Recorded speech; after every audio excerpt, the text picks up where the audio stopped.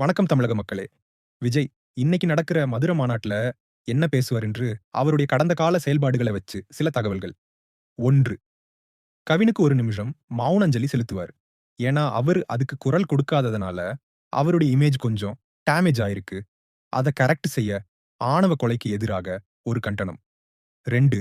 கொள்கை தலைவர்களுக்கு ஒரு இன்ட்ரோ குடுத்துட்டு, எம்ஜிஆர் பத்தியும், அண்ணா பத்தியும் 1967, 1977ல் நடந்த சம்பவங்களைப் பற்றி பேசி, அதைப்போல வெற்றி பெறுவோம் என்று சினிமா வசனம் பேச வாய்ப்புள்ளது. அவர்கள் அந்த வெற்றியைப் பெற 15, 20 வருடங்கள் உழைத்தது அவருக்கு தெரியுமா என்பது தெரியவில்லை. எம்ஜிஆர் தத்துவ பாடல் ஒன்று பாட வாய்ப்புள்ளது. 3. தூய்மை பணியாளர்களுக்காக களத்துக்கு போகல என்று ஒரு விமர்சனம் இருக்கு. அதனால அவர்கள உயர்த்தி பேசி, சினிமா பாணியில பேசுவார். 4. கில்லி படத்துக்கு அப்புறம் ரொம்ப பிரபலமானதனால அந்த படத்தை பற்றி பேச வாய்ப்புள்ளது. பாண்டிய மன்னர்களைப் பற்றி பேசி மதுரை மக்களை புகழ வாய்ப்புள்ளது. 5.